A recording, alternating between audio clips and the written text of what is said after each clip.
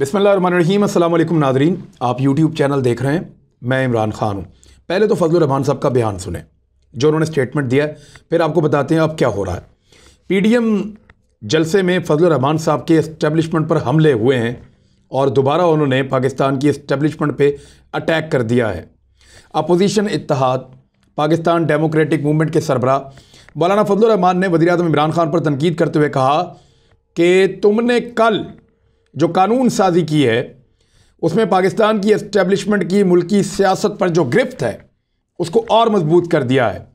पेशावर में PDM के जलसे से खिताब करते हुए मौलाना फजल रहमान ने कहा कि आज का मुजाहरा मौजूदा नाजायज़ और नाअहल हुकूमत की नाकाम माशी पॉलिसी के ख़िलाफ़ और कौम पर महंगाई के पहाड़ गिराने के ख़िलाफ़ है और बड़ा शानदार उन्होंने करार दिया कि यह मुजाहरा है। इमरान खान पाकिस्तान की सियासत का गैर ज़रूरी अंसर है, ये किसी का कठपुतली है, अवाम का नुमाइंदा नहीं है। ये हुक्मरान कौम पर मुसल्लत हैं और हमारे सूबे के कुछ लोगों ने एक गुनाह किया है तो वो अल्लाह के हुजूर तौबा करें कि आइंदा ऐसा नहीं करेंगे। आज लोग अपने बच्चे बेच रहे हैं, सिंध का पुलिस एहलकार रोड पे अपने बच्चे बेच रहा है, कोई ख़रीदने वाला अच्छा ये वैसे सिंध का कसूर था, वो सारा मामला सिंध का था, लेकिन फजल रहमान साहब को पता नहीं इसमें खुदकुशी करने वाले लोगों की तादाद बढ़ने लगी है। लोग अपने बच्चों को नहरों में फेंक रहे हैं। एस्टेब्लिशमेंट को अपनी इज्जत अजीज़ है तो इससे यानी इमरान खान से फ़ौरन पीछे हट जाए। मौलाना फजल रहमान ने कहा कि एस्टेब्लिशमेंट को बताना चाहता हूं कि अगर तुम्हें अपनी इज्जत अजीज़ है, अपना एहतराम अजीज़ है, पाकिस्तान में एक काबिल कदर इदारे की हैसियत से अपनी खिदमत सर अंजाम देना चाहते हो तो आपको इसके पीछे से निकलना पड़ेगा। जब तक आप इसकी पुष्ट पर खड़े हैं हमारा पत्थर आएगा, इसको लगे या ना लगे। एस्टेब्लिशमेंट को बताना चाहता हूं कि तुम्हारे सीने पर हमारा पत्थर लगेगा। हो सकता है कि किसी को मसलियतों की सियासत कमज़ोर कर दे, हो सकता है किसी को हुकूमतों की मजबूरियां कमज़ोर कर सके। मुख्तलिफ उन्होंने कहा लालच हो सकते हैं, इक़्तिदार का मफाद का लालच हो सकता है, लेकिन हम तब तक लड़ते रहेंगे जब तक इस नाजायज़ हुकूमत को समुंदर बुर्द नहीं कर देंगे। फजल रहमान साहब ने दावा किया कि इस्टेब्लिशमेंट की जानिब से अरकान को फ़ोन करके धमकियां दी गई हैं। उन्होंने कहा कि तुम लोगों ने कल पार्लियामेंट को अपना खिलौना बनाया और हम गवाह हैं कि तुमने हुक्मरानों की सफ़ों में बैठे हुए लोगों के टेलीफोन करके धमकियां दी हैं। ये अब इस्टेब्लिशमेंट को कह रहे हैं कि इस्टेब्लिशमेंट के लोग यानी मौलाना फजल रहमान साहब जब इस्टेब्लिशमेंट करते हैं तो वो फ़ौज की तरफ इशारा करते हैं कि उनके लोग जो हैं वो कर ये रहे हैं कि हुकूमती मुखालिफिन जो हैं उनको टेलीफोन करके धमकियां दे रहे हैं और अगर आप असम्बली के इजलास में ना गए और हुकूमत के हक़ में वोट ना दिया तो ये तुम्हारे खिलाफ़ केसेस हो सकते हैं। यानी हुकूमती लोगों को भी धमका रहे हैं और अपोजिशन के लोगों को भी धमका रहे हैं और अपोजिशन को कह रहे हैं कि आपने इजलास में नहीं आना और हुकूमत को कह रहे हैं कि आपने इजलास में ज़रूर जाना है। हुकूमत को कह रहे हैं कि आपने वोट डालना है, अपोजिशन को कह रहे हैं कि आपने जाना ही नहीं है वहाँ पे और मैदान को खुला छोड़ देना है। अब उन्होंने कहा कि हम कभी नहीं चाहते फ़ौज जैसे इदारे को आम जलसों में ज़ेरे बहस लाया जाए, लेकिन इसका दारोमदार हम पर नहीं है बल्कि ख़ुद उनके अपने किरदार पर इसका दारोमदार है। और उन्होंने कहा कि कश्मीर को आपने बेच दिया है और ऐसा बेचा है कि डिकार भी नहीं लिया और कल कश्मीर को बेचा और पहले कहा था मोदी कामयाब होगा तो मसला कश्मीर हल होगा। अब ये उनकी तनकीद थी फजल रहमान साहब की, जिस जलसे में वो खड़े थे। ज़रा इसकी तस्वीरें आप देख लें। ये जी जलसे की तस्वीर है मौलाना फजल रहमान साहब के। हालत देखें आप, ये आप वीडियो देख लें और तस्वीर देख लें आप। यहाँ मीडिया वाले ज़्यादा हैं और 11 जमातों की PDM ने जो बंदे इकट्ठे किए हैं वो कम हैं। यानी अगर मीडिया वालों की तादाद आप गिने, मीडिया वालों की गाड़ियाँ आप गिने, उनकी DSNGs, उनके कैमरामैन, उनके रिपोर्टर्स, उनका जो DSNG का स्टाफ है, टेक्निकल स्टाफ, अगर आप उन सबको देखें तो वो ज़्यादा बड़ी तादाद में लग रहे हैं। जबकि मौलाना फजल रहमान साहब के फॉलोअर्स या मुस्लिम लीग नून के फॉलोअर्स या 11 जमातों के जो इत्तेहाद के लोग हैं वो बहुत कम तादाद में वहाँ पे दिखाई दे रहे हैं PDM के इस मुजाहरे में। ये तो हालत है।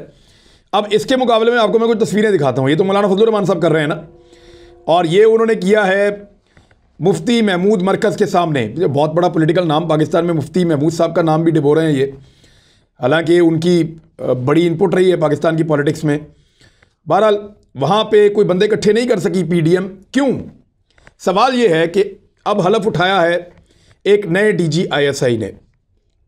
इससे पहले जो हलफ था वो एक और DG/ISI के पास था। जनरल फैज़ हमीद साहब के बारे में ये कहते थे कि वो हमें परेशान करते हैं।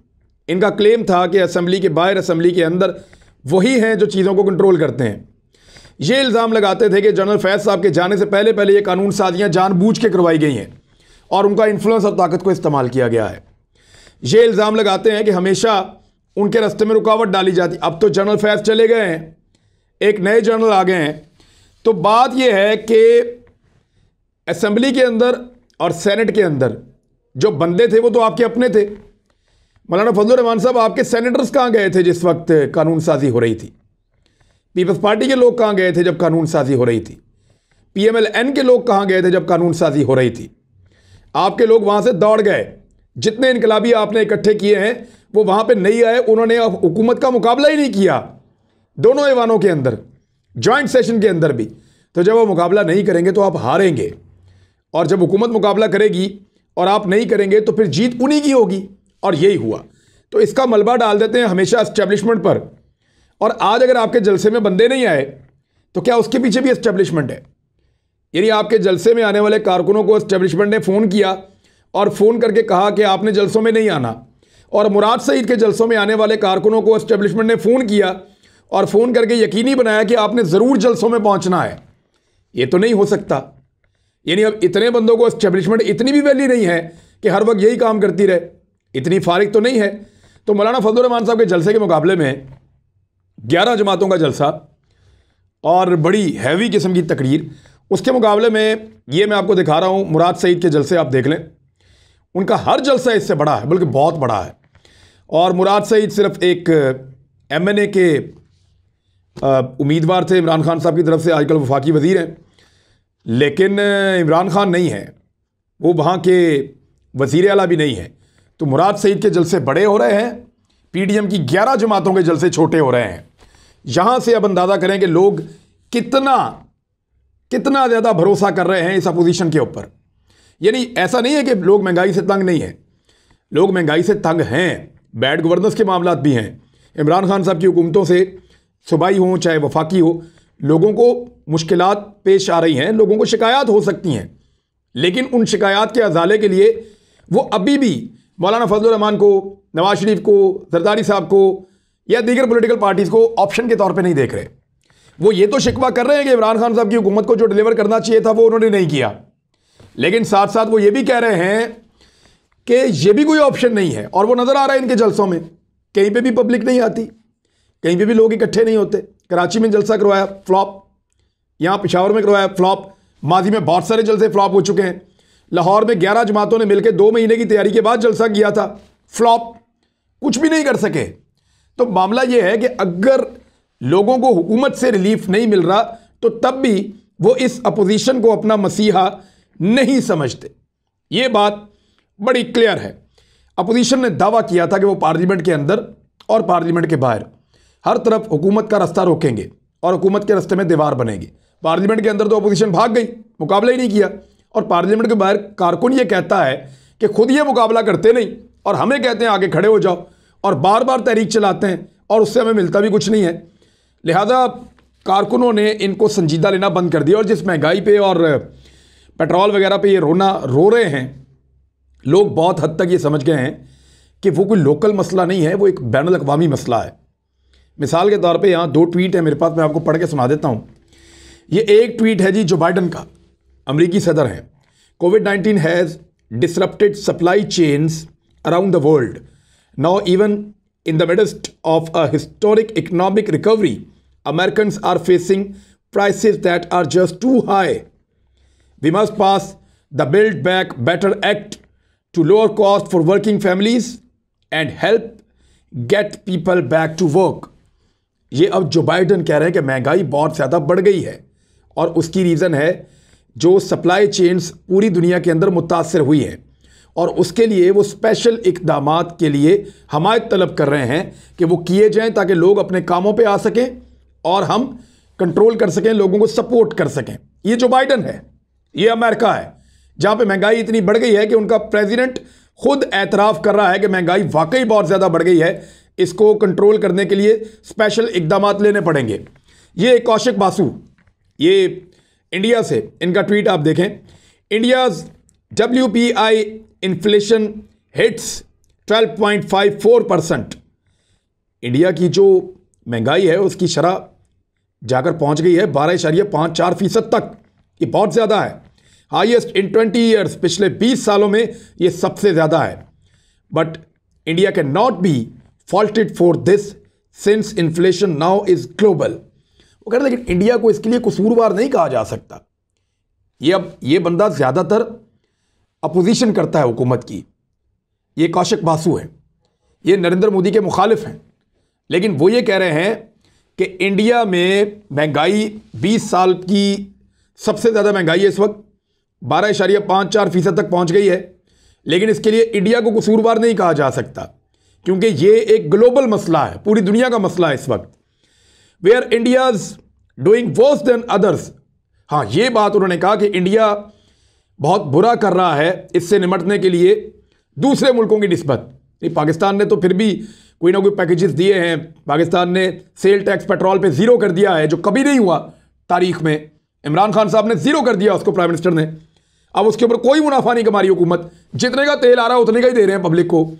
अब सेल टैक्स उसके ऊपर ले ही नहीं रहे, तो इसका मतलब ये हुआ कि मैक्सिमम रिलीफ यही हो सकता है ना। ये तो नहीं हो सकता कि हुकूमत पेट्रोल मंगा के मुफ्त बांटे या पेट्रोल मंगा के उसको कम पैसों में बेच दे और ज़्यादा पैसों में ख़रीद ले। ये भी नहीं कर सकती, गरीब मुल्क है।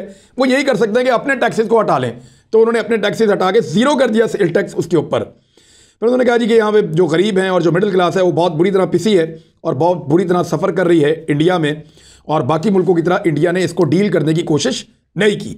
अब इस वक्त एक आज कॉन्फ्रेंस हुई है और वो आसमा जहांगीर साहबा की याद में हुई, लेकिन इसके अंदर कुछ चीज़ें बड़ी अजीबोगरीब हुई हैं। यहाँ पे चीफ जस्टिस ऑफ पाकिस्तान है, वो ये कह रहे हैं कि हम पे कोई दबाव नहीं है, कोई हमें कह नहीं सकता, हम अपने फ़ैसले खुद करते हैं। अली अहमद कुर्द का एक स्टेटमेंट है, वो बार बार ये कहते हैं कि जनाब एक जर्नैल और 22 करोड़ अवाम। अब ये अली अहमद कुर्द जो है, मैं आपको बल्कि एक स्टेटमेंट सुनाता हूँ, ये हामिद मीर का है। 2013 के इंतखाबात में कितनी धांधली हुई थी उसके ऊपर हामिद मीर साहब का ये क्लिप छोटा सा आप सुनिए। अगर मेरी बात आपको बुरी लगे तो मैं आपसे माजरत चाहता हूं, लेकिन मुझे भी 25 साल हो गए हैं सहाफत में, मैंने बहुत से इलेक्शन कवर किए हैं। 2013 के इलेक्शन में जितनी नंगी धांधली हुई है, कभी मैंने ऐसी नंगी धांधली पहले नहीं देखी। तो ये आपने सुन लिया जी हामिद मीर साहब का क्लिप। हामिद मीर साहब ये कह रहे हैं कि टका के धांधली हुई, 2013 की बात है, 2013 की बात है जब मियां नवाज शरीफ साहब वज़ीर-ए-आज़म पाकिस्तान बने थे। लेकिन आपको याद है कि यही सारे इनकलाबी, यही सारे वकला रहनुमा, यही सारे सिविल सोसाइटी के लोग, यही सारे खूनी लिबरल्स, क्या ये सब उस वक्त ये कह रहे थे कि एस्टेब्लिशमेंट ने धांधली करवाई है और नवाज शरीफ को लाकर मुसल्लत किया गया है? उस वक्त ये सारे ये कुछ नहीं कह रहे थे। उससे पहले 2008 के अंदर भी बड़ी टका के धांधली रिपोर्ट हुई थी और मियां नवाज शरीफ साहब ने खुद कहा था कि पीपल्स पार्टी धांधली के साथ जीतकर हुकूमत में आई है।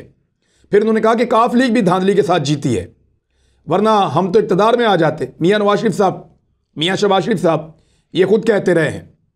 लेकिन आप गौर करें कि उस दौर में भी इस किस्म की कोई तहरीक नहीं चली। उस दौर में भी फ़ौज पे, इदारों पे ऐसे उंगली नहीं उठाई गई, इस तरह कीचड़ नहीं उछाला गया। हुआ क्या? हुआ ये कि इस मर्तबा इन दोनों पॉलिटिकल पार्टीज़ के बाहर से एक तीसरी पॉलिटिकल पार्टी की सूरत में एक नया बंदा जो एलियन है, एक नया बंदा जो इनके सिस्टम और निज़ाम का हिस्सा नहीं है, एक ऐसा आदमी जो इनके लिए काबिल कबूल नहीं है, वो इक़्तिदार में आ गया। तो इस मर्तबा सारे के सारे मिलकर ना सिर्फ पहले उसके पीछे पड़े रहे, बल्कि बाद में इनको लगा कि इसको हटाने के लिए ज़रूरी है कि एस्टेब्लिशमेंट से मुदाखलत करवाई जाए। और वो मुदाखलत करवाने के लिए ये सारे एस्टेब्लिशमेंट से रात के अंधेरों में मिलने की कोशिश करते हैं, दिन के उजालों में मिलने की कोशिश करते हैं, हर तरह का मिन्नत और तरला भी उनका करते हैं, और फिर बाद औक़ात उनको धमकियां भी देते हैं, उनको दबाते भी हैं, उनके खिलाफ कंपेन भी चलाते हैं, ताकि एस्टेब्लिशमेंट किसी भी दबाव में आके कुछ भी करके इनके रास्ते का पत्ता साफ कर दे। ये है जी पूरा का पूरा प्रोजेक्ट। ये सारे लोग ये तब क्यों नहीं बोले जब 2013 में धांधली हुई थी? मैंने आपको हामिद मीर सुनवाया, ये सारे भी ये कहते रहे हैं, लेकिन कोई बोला नहीं। तब किसी ने नहीं कहा कि फलां जर्नल ने ये किया, फलां ने ये किया, फलां वो नहीं, तब नहीं बोलेंगे। उसके बाद पीपल्स पार्टी के दौर में नहीं बोलेंगे। जैसे ही इमरान खान का दौर है, इनको पता चला एक आदमी बाहर से आ गया है, वो सिस्टम का हिस्सा नहीं है, ना वो ओबलाइज कर रहा है इन लोगों को, तो फिर ये सारे मिलके एक माफिया की तरह इकट्ठे होकर अटैक करना शुरू हो गए। ये है वो चीज़ जो हमें समझनी चाहिए। और ये इस्तेमाल किस चीज़ को करते हैं? महंगाई को। क्या इन्हें खुद को महंगाई से कोई फ़र्क पड़ता है? जिन गाड़ियों में ये आते हैं, जिन चीज़ों के साथ ये इंजॉय करते हैं, क्या कभी इनको महंगाई से कोई फ़र्क पड़ेगा या इनको आइडिया होगा? वो तो ये पाकिस्तान तहरीक इंसाफ की हुकूमत के अंदर जो लोग हैं वो भी बहुत पैसे वाले हैं, उनको भी फ़र्क नहीं पड़ेगा। आम आदमी को ये सियासतदान नहीं जानते, उसके हालात को भी नहीं जानते, उसके लिए इनके दिल में दर्द भी नहीं है। ये जब बात करेंगे सिर्फ अपने इक़्तिदार की करेंगे, ये जब बात करेंगे अपने फ़ायदे की करेंगे, और उसके लिए ये किसी भी लेवल तक जाएंगे। और अब सूरत हाल यहाँ पे पहुँच गई है कि बज़िद हैं वो सब लोग के नवाज शरीफ को वापस लेकर आओ या नवाज शरीफ को इक़्तिदार में लेकर आओ, वरना हम पाकिस्तान के हर इदारे को, हर शख्सियत को, हर जगह को और हर किस्म की जितने भी पाकिस्तान के अंदर इंस्टीट्यूशंस हैं उन सबको मुतनाज़ कर देंगे। कभी फ़ौज के ऊपर अटैक, कभी अदलिया के ऊपर अटैक, कभी पुलिस के ऊपर अटैक, कभी ब्यूरोक्रेसी के ऊपर अटैक। यानी ये किसी को भी माफ़ नहीं कर रहे, और पूरा का पूरा माफिया मिलकर सिर्फ एक शर्त पे, सिर्फ एक चीज़ के लिए ज़ोर लगा रहा है कि ये जो एलियन आ गया बीच में इमरान खान, इसको निकालो और पुराना सिस्टम और पुराने लोगों को वापस लेकर आओ। लेकिन उन लोगों को पब्लिक रिस्पॉन्ड नहीं कर रही, जिसकी गवाही है आज का मौलाना फजल रहमान साहब का जलसा। अब तक के लिए इतने ही। अपना ख्याल रखिएगा, अपने इस चैनल का भी। अल्लाह हाफ़िज़।